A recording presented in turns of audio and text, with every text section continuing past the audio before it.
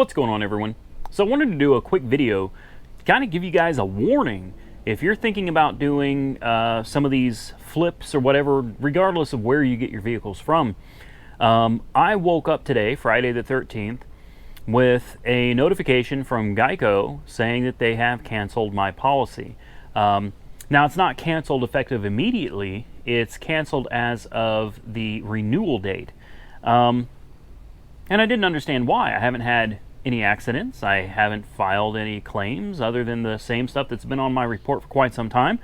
And, I contacted Geico, and they said, well, the reason is because you have added and removed or replaced 15 cars on your policy this 6-month period. And while that's true, I didn't know that there was anything wrong with that.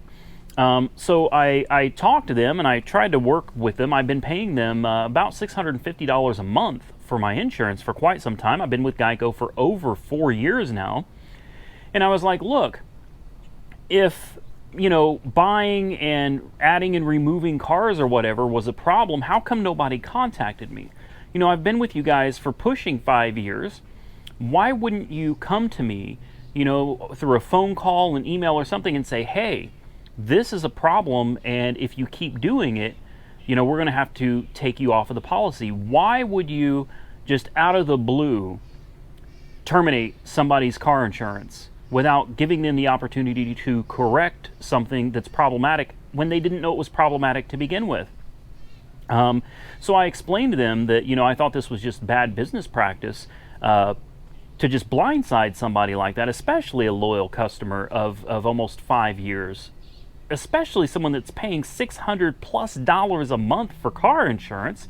It seems like it was just a little bit wrong. So they contacted the underwriter. The underwriter came back immediately, whoever that is, and said, we're not doing it. So this is interesting. I then started, I've spent my entire day today looking for new insurance. And I've tried all the big names, you know them, including USAA. A lot of you suggested USAA on a post I did earlier, and USAA said that because I am not active military or retired or whatever, and that I don't have any family currently or what. Okay, let me try to simplify this. I'm making it too complicated. My dad is ex-United States Air Force. He was honorably discharged. So I thought that would make me a shoo-in. Well, they would not do it. I have my dad's DD-214, so they could verify his information, but they told me that my dad would have to call USAA and set up an account. Even if he wasn't insured, he didn't have to buy anything, but he had to set up an account, and then I could be approved through USAA. And I couldn't even get a quote. Like, I don't even know how much my insurance would be through them. And I was like, not going to happen. So some of you said, it's easy to do. You don't even have to be a member of the military or whatever. Trust me, I spent quite a bit of time talking to them, and I was not approved for that reason. So nothing can be done about that. Okay, so here's the interesting thing. I've been paying, I think it's right around $650 to $670 a month for insurance through Geico. That's for 4 cars.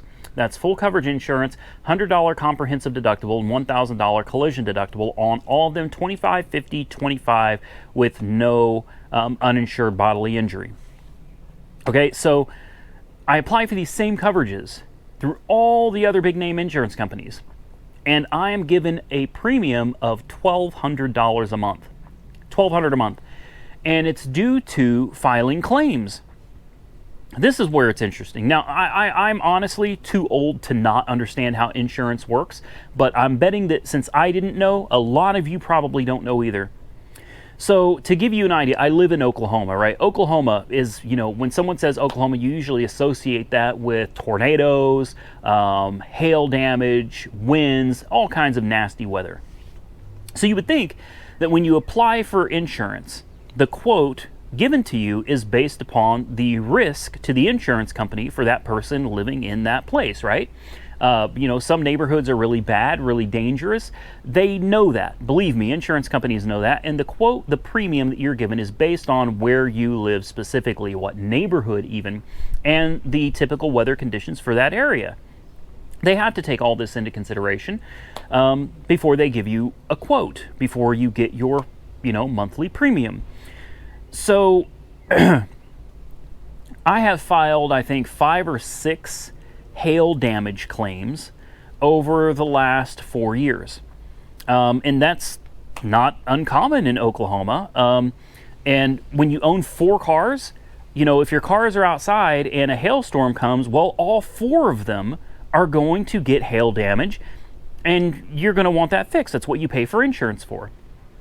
Well, as it turns out,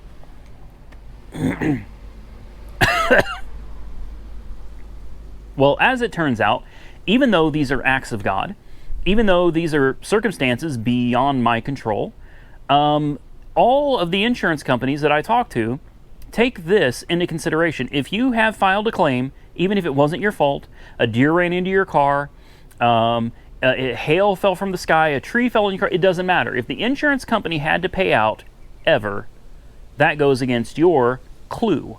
I don't remember what clue stands for, but basically it's what insurance companies use to assess how much of a risk or liability you are to an insurance company. And I really could not believe that. I was like, okay, I understand if I hit somebody and you had to pay out on my behalf. I understand if I caused damage that the insurance company had to pay for. But an act of God? Maybe I'm not thinking logically, but in my mind, the insurance company gave me a quote, gave me a premium based on the risk of where I live and the type of vehicles I have and other things as well. But basically that. They give me a quote, they give me a premium that I have to pay every month based on the risk of where I live. And I pay that every month. And I've been a good customer for almost 5 years. And my cars are financed, so if damage occurs from hail or whatever, I am required by my contract with the lien holder to report this and get the damage repaired. Which only makes sense. So I pay my insurance, I pay the price they gave me for the risk of where I live, and then when I have to use the insurance, which was of no fault of my own, then I am penalized for it, and you go from charging me $670 a month, and now I'm looking at paying $1,200 a month. That's through all the big names, guys. $1,200 a month for car insurance is insane. So just a little bit of heads up for you guys. If you're going to be doing these cars, insuring them on your policy or whatever, you better be careful, because apparently there is a limit and they'll just terminate you with no warning, no real notice. You'll just find out you don't have insurance anymore. And if you use your insurance, even through no fault of your own, well, you're going to get penalized for that as well. Now, I will say the conclusion of this video is a good outcome. My fiance came to me and said, hey, why don't you try someplace called The General? I've never heard of The General. And I was like, what is this? And I saw some commercials or whatever, and it looked like, oh, The General is for people with like bad driving history, SR22s, DUIs, not so good. And I was like, that's never going to work. Well, I applied with The General, and I was approved through The General. And my payments are now cheaper than they were with Geico before Geico even canceled me. My payments with The General for the same full coverage insurance, but only difference is $500 deductible on comprehensive instead of $100. My payments are $441.80 a month. $441.80. I've been paying Geico $650 to $670 a month.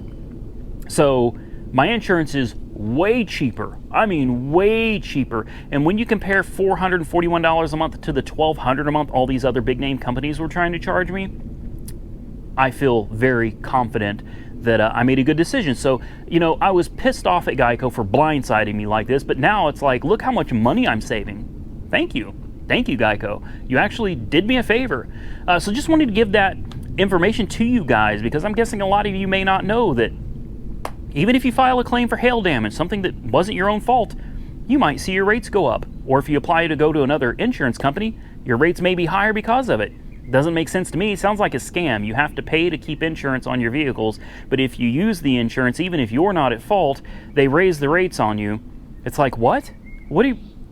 something is very wrong with this system. Very wrong. But anyway, that's it for the video. Geico, hey, piss off. Goodbye. I'm actually happy to be gone from you now. What they did, I felt was very wrong. But maybe that's just me. Comment below. Tell me what you think about this whole insurance situation, about how Geico did me. What do you think about having your rates jacked up on you because you had to use the insurance that you paid for based on the risk of where you live? What a scam. What a scam, in my opinion. I look forward to seeing you guys soon in the next one. Take care. Stay safe out there. Have a good Friday the 13th.